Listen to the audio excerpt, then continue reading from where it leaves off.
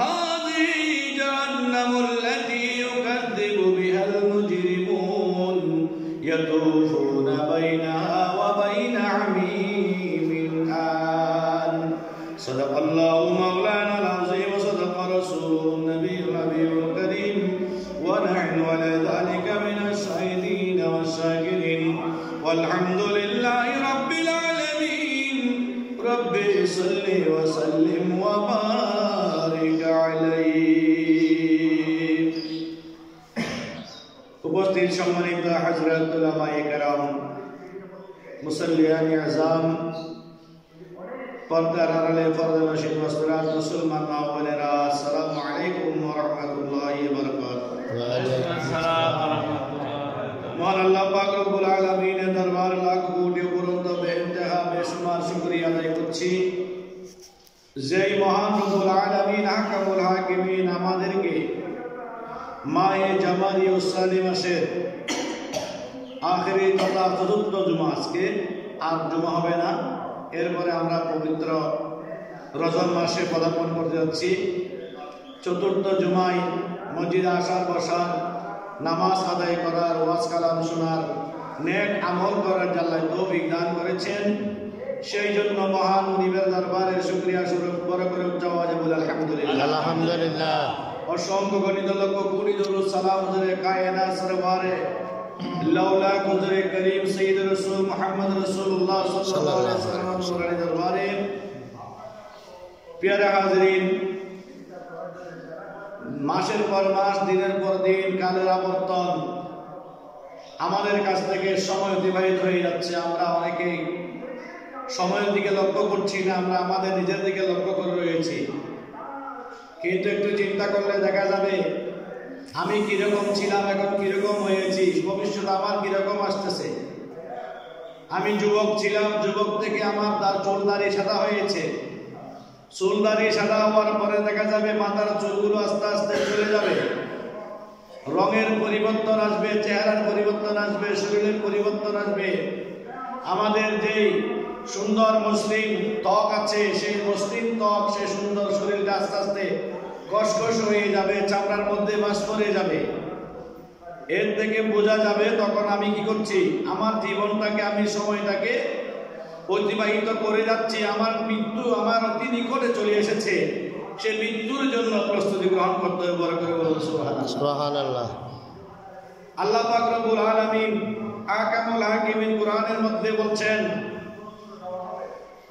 যে বিসমিল্লাহির রহমানির রহিম হাযিহি জাহান্নামুল্লাতী, আল্লাহ বলতেন এটা ওই জাহান্নাম, হাযিহি এটা ওই জাহান্নাম, জাহান্নামুল্লাতী এটা ওই জাহান্নাম, ইউকাযযিবু বিহাল মুজরিমুন, ওই জাহান্নাম যা অপরাধ যারা করে, গুনাহ যারা করে তারা অবিশ্বাস করত। বড় করে বলি নাউযুবিল্লাহ। যারা গুনাহ করে, অপরাধ করে, আপনি দেখবেন মানুষ যখন অন্যায় করে, অপরাধ করে, করতে গেলে তখন তার ভিতরে একটা ছোট হোক আর বড় হোক একটু ভয় অনুভূত হয় যে আমি এটা গুনাহ করছি, এটা আমি অপরাধ করছি। যখন একবার করার পর যখন সে দ্বিতীয়বার যখন গুনাহ করার জন্য যাবে, তার ওই আগের যেই গুনার অনুভব তার ভিতর ছিল সেটা কিছুটা কমে যাবে। আরো তৃতীয়বার যখন সে যখন অপরাধ করার জন্য যখন যাবে, তখন তার ভিতরে আর কোনো অন্যায়, কোনো গুনার অনুভূতি, ভয়ের অনুভূতি তার থাকবে না। সে অনায়াসে গুনার কাজ করতে কি করবে, আরম্ভ করবে। বড় করে বলি নাউযুবিল্লাহ। এই জন্য আল্লাহ রাব্বুল আলামিন অনেকগুলো আয়াতের শুরুতে এভাবে বলেছেন ওয়াত্তাকুল্লাহ, আল্লাহকে ভয় করো, ওয়াস্তাগফিরুল্লাহ, আল্লাহর কাছে তওবা করে ইস্তেগফার করো, আল্লাহর কাছে ক্ষমা প্রার্থনা করো। কারণ এই জমিনের মধ্যে যত আল্লাহ রাব্বুল আলামিন মানব জাতি প্রেরণ করেছেন, যত সৃষ্টির খালেক মহান রব্বুল আলামিন, ওনার থেকে বড় দয়াবান, ওনার থেকে বড় ক্ষমাশীল আর কেউ নাই। বড় করে বলি সুবহানাল্লাহ। আল্লাহ বলতে তোমরা তো আমাকে দেখবে না, আমাকে পাবে না, আমি তো তোমাদের লড়াচোয়ার বাইরে, আমি তোমাদের জন্য আমি আল্লাহর ইসলামিশিক্ত প্রতিনিধি প্রেরণ করেছি। তোমরা আমার নবীর অনুসরণের মাধ্যমে, আমার নবীকে ভয়ের মাধ্যমে, আমার নবীর প্রেমের মাধ্যমে, আমার নবীকে ভালোবাসার মাধ্যমে তোমরা আমি আল্লাহর নিকট তোমাদের অপরাধগুলোর ক্ষমা প্রার্থনা করো। উচ্চ আওয়াজে বলুন সুবহানাল্লাহ। কুরআন শরীফ আল্লাহ বলেছেন বিসমিল্লাহির রহমানির রহিম ওয়ালাউ আন্নাহুম ইয যালামু আনফুসাহুম জাউকা ফাস্তাগফিরুল্লাহ ওয়াস্তাগফারা লাহুমুর রাসূল লাওয়াজাদুল্লাহ তাওয়াবার রহিমা। বরকত বলুন সুবহানাল্লাহ। আল্লাহ বলেছেন মানুষ যখন নিজে নিজের উপর অন্যায় করবে, জুলুম করবে, অত্যাচার করবে, গুনাহে লিপ্ত হবে, মানুষ যখন গুনার কাজের মধ্যে লিপ্ত হয়ে যখন আমি আল্লাহর দরবারে অনুতপ্ত হওয়ার রাস্তা খুঁজবে, আমি আল্লাহর কাছে ক্ষমা প্রার্থী হওয়ার জন্য যখন রাস্তা খোঁজাখুঁজি করবে, আই প্যারা মাহবুব সরকার দু আলম সাল্লাল্লাহু আলাইহি সাল্লাম ওই আমার বান্দাগুলো আপনি রাসূলের দরবারে গিয়ে উপস্থিত হবার করে বলুন সুবহানাল্লাহ। কার দরবারে যাবে? রাসূলের দরবারে যাবে, রাসূলের কাছে যাবে, রাসূলের কাছে গিয়ে চোখের পানি ফেলবে। আর আপনি রাসূল যদি ওই আমার বান্দার পক্ষ হয়ে আমি আল্লাহর দরবারে ক্ষমা প্রার্থনা করেন, আমি আমার আল্লাহর কাছে যখন আপনি ক্ষমা প্রার্থনা করবেন, আপনি রাসূলের উসিলায় আমি ওই আমার বান্দাকে মাফ করে দেব করে বলুন সুবহানাল্লাহ। তাহলে মাফ পাবো কার উসিলায়? রাসূলের উসিলায়। কার উসিলায়? মা বাবার উসিলায় ছেলে সন্তানের গুনাহ আল্লাহ মাফ করে দেয়। বড় বড় মুফতি মুহাদ্দিস আলেম উলামার উসিলা দিল আল্লাহ রাব্বুল আলামিন উম্মতের গুনাহ মাফ করে দেয়। কিন্তু যার উসিলা আপনি আল্লাহর দরবারে দিবেন, তাকেও রাসূলের উসিলা দিয়ে আল্লাহর দরবারে দোয়া করতে হবে করে সুবহানাল্লাহ।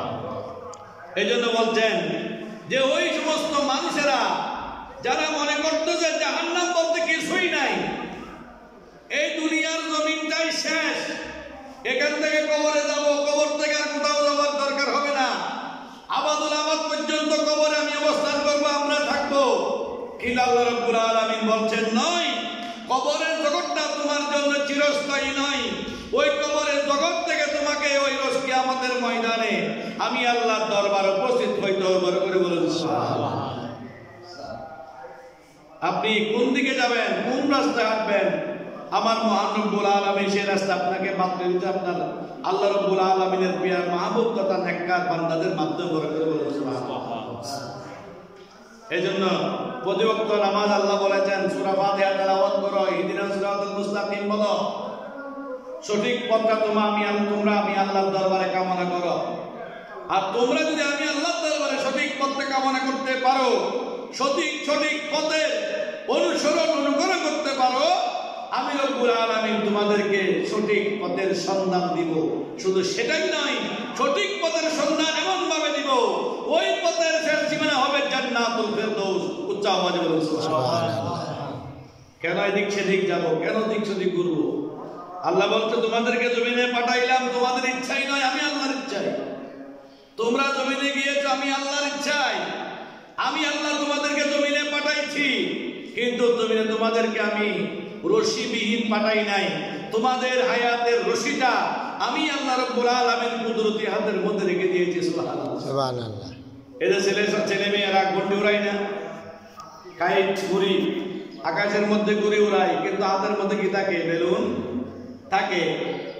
যত দূর যাবে যাক, সেই যখন ইচ্ছা করবে যে আমি আর ঘুড়ি উড়াবো না, আমি আমার সময় সে নয় বাসায় চলে যাব, মুহূর্তের মধ্যে যখন গন্ডি যখন ঘুড়ির যখন বেলুন আস্তে আস্তে উপর দিক থেকে যখন ঘুরিয়ে আসবে, ওই গন্ডি যত দূরে যাক না কেন ওইখান থেকে আবার তার হাতের মুঠের মধ্যে চলে আসবে। সুবহানাল্লাহ। আল্লাহ বলছেন যাও উড়াও, তুমি যতটুকু উঠতে পারো, কিন্তু খেয়াল রাখো আমি আল্লাহ তোমাকে যখন ধরবো আর তুমি কোথাও পালানোর কোনো পথ পাবে না। সুবহানাল্লাহ। তুমি কোন জাহান্নামকে অস্বীকার করতেছো? হাযিহি জাহান্নামুল্লাতী, এটাই জাহান্নাম, এটাকে তুমি অস্বীকার করছো। কিন্তু খেয়াল রাখো ইয়াতুফুনা বাইনাহা ওয়া বাইনা হামিমিন আম, এই জাহান্নাম এটা এমন একটা জাহান্নাম যে জাহান্নামের ভিতরে গরম পানি টকবক করে গরম পানি সিদ্ধ হচ্ছে, আর ওই গরম পানি টকবকে গরম পানির মধ্যে তোমাকে ফেলে দেওয়া হবে। তুমি সেখানে চতুর্দিকে কি করতে থাকবে? ঘুরতে থাকবে। তোমাকে গরম পানির মধ্যে সেদ্ধ করা হবে। শুধু সেটা নয়, হাদিস শরীফে এসেছে যারা জান্নাতে হবে, মাওলা আলীকে আল্লাহ বলতেন, হে আলী, যারা জান্নাতের অধিবাসী হবে তাদের জন্য সুখবর হচ্ছে যে তাদের আনন্দের কোনো শেষ থাকবে না। বড় করে বলুন সুবহানাল্লাহ।